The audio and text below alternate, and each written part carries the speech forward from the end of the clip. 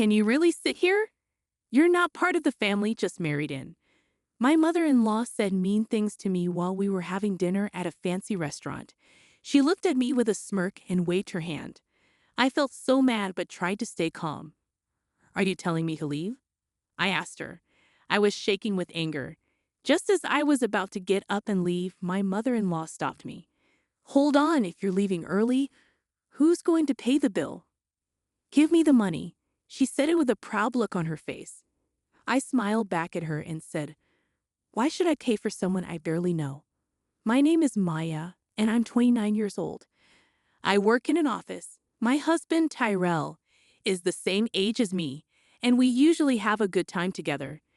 But there's one problem, my mother-in-law. She's always trying to control me and make me do things her way. My mother-in-law lives close by, so she often visits our house without being asked and keeps complaining about everything. She always has something to say about my cooking, saying it's not good enough for her son. She also criticizes how I keep the house, calling me a failure.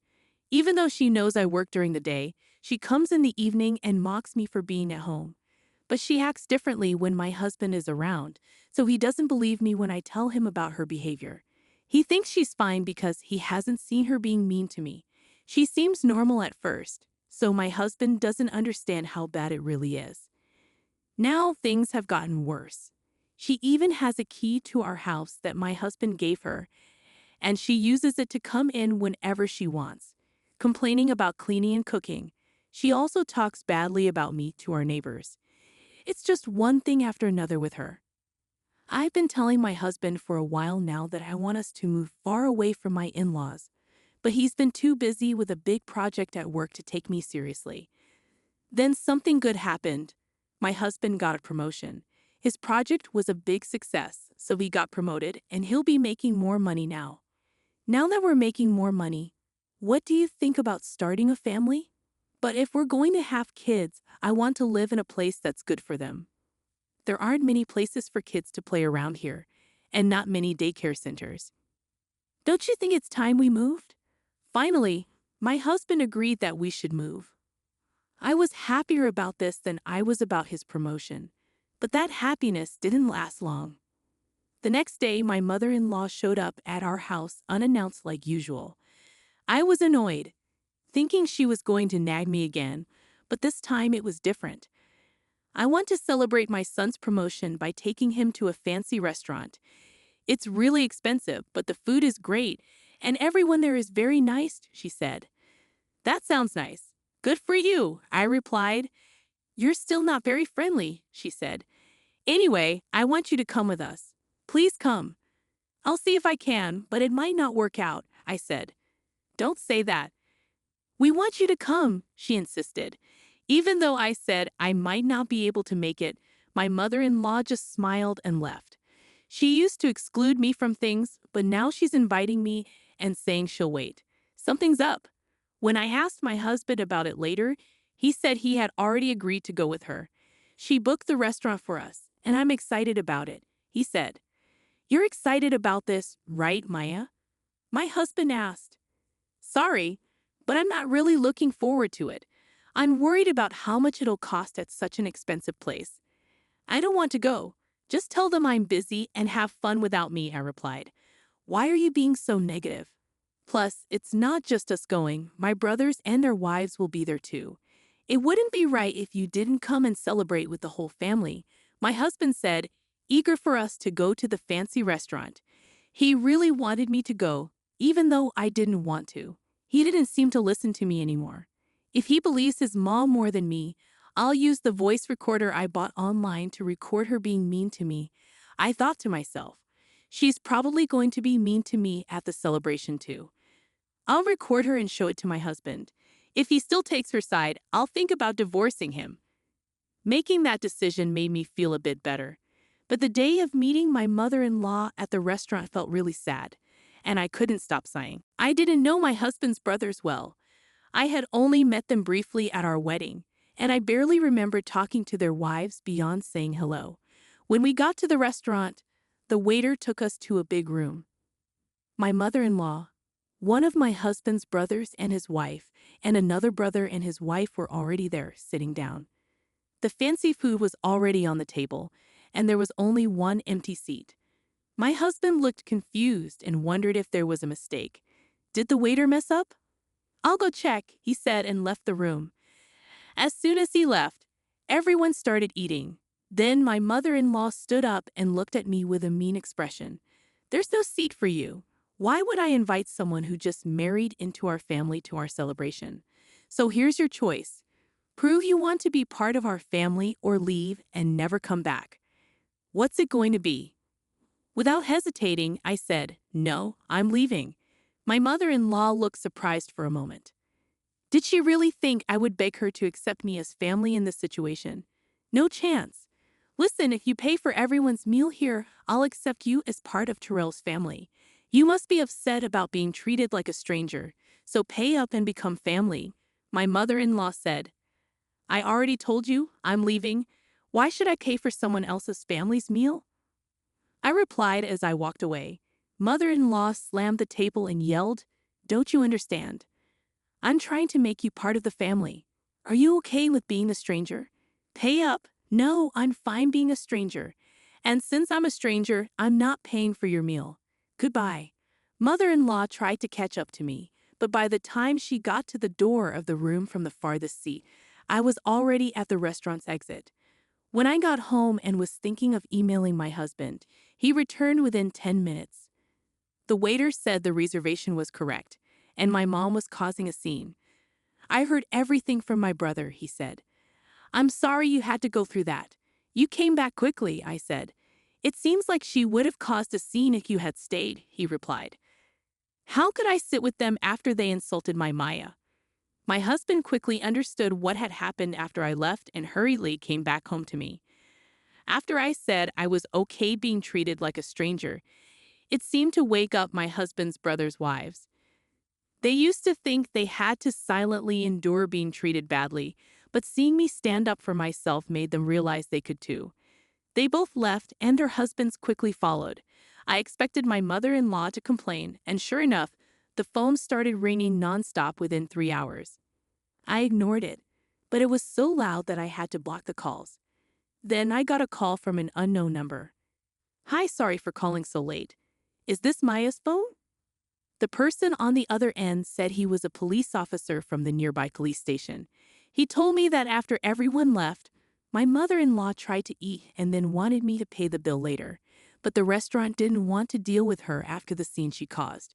They refused to let her pay later, thinking I wouldn't come back after leaving so angrily. My mother-in-law then called me to come back and pay, but I ignored all her calls. The restaurant suggested she pay with a card.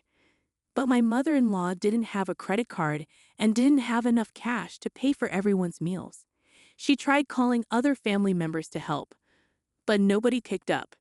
Eventually, she got really angry and started yelling that it was all my fault. She got so mad that she started breaking expensive vases and flower pots in the restaurant, which made the staff call the police. The police tried to calm her down, but she kept saying she wasn't wrong. The restaurant didn't just have an unpaid bill but also had to deal with a difficult customer, so they asked someone to take her home. Feeling bad for ignoring the police's calls, we reluctantly went back to the restaurant. When we got there, the police were trying to calm my mother-in-law down. She had her arms crossed and then suddenly screamed when she saw me, "You're useless. This happened because you didn't pay the bill. It's only right to help your mother, isn't it? Pay up now." I was shocked that she would say something so threatening even with the police there. The police told us that if nobody took her home, they would either drive her to her in-laws' house in their car or arrest her for not paying the restaurant bill. When I said, "Take her away, arrest her, or whatever, just make her take responsibility," with a serious tone, my mother-in-law looked shocked.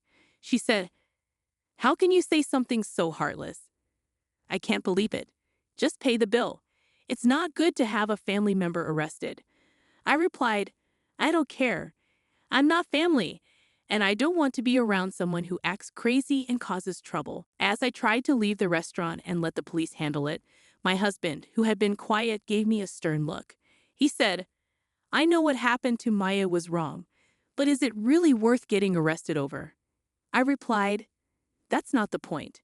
She's in trouble because she didn't pay the bill and caused a scene. It has nothing to do with me.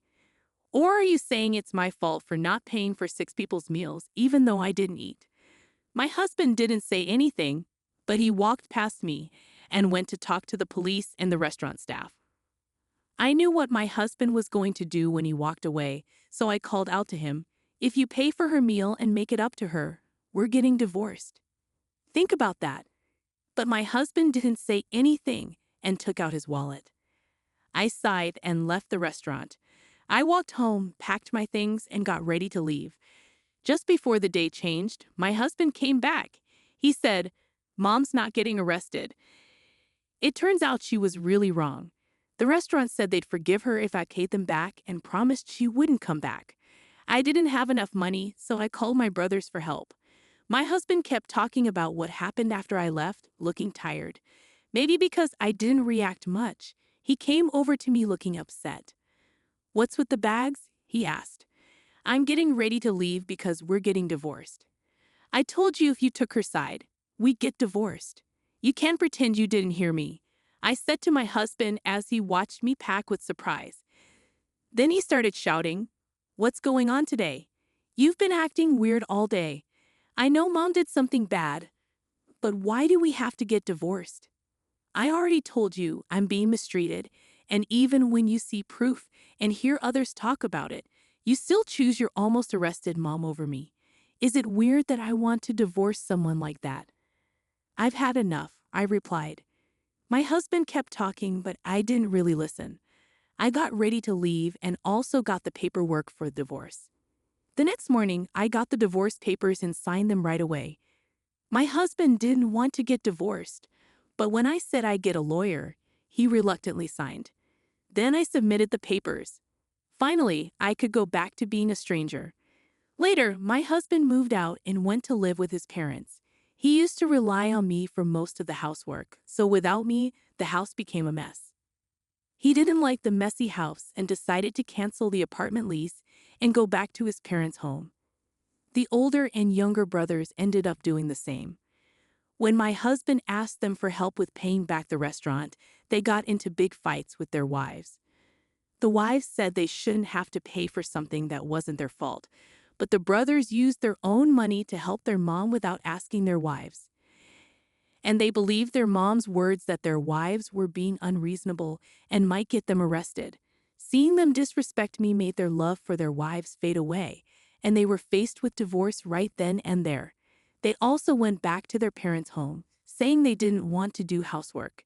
So in the end, my mother-in-law and the 3 childish brothers all went back to their parents' house. Now there could talk of the neighborhood, with everyone saying the brothers were abandoned by their wives. Mother-in-law calls it nonsense and tries to explain how useful and ungrateful we wives were. The husbands heard the story and just nodded smugly, saying, "I knew it was the wife's fault." Divorcing them was the best choice. Luckily, I had good relationships with my neighbors, and nobody believed those stories. Mother-in-law earned a reputation as a mom who didn't do a good job raising her sons, and the husbands were known as mama's boys who always took their mother's side instead of supporting their wives. Even though my angry mother-in-law and the husbands tried to reach out to me, I had changed my contact details and moved to a new place. They couldn't find us in the end and are probably still grumbling about it. Not having to deal with my mother-in-law's stress is a big relief, and making new friends has made a big difference too. During the divorce, I became friends with the ex-wives of my husband's brothers. We bonded over our shared frustrations with my mother-in-law. Now we often hang out, go out to eat, and shop together on weekends. I might even have to thank my ex-husband for introducing me to such wonderful friends. It's great to be free to do what we want now. It might seem obvious, but it feels really freeing. I want to live our lives without getting involved with people like my mother-in-law. I'm grateful to my new friends. If it weren't for them, I might still be living alone. They've made me feel happy and not lonely. I'm truly thankful, and I hope our friendship lasts forever.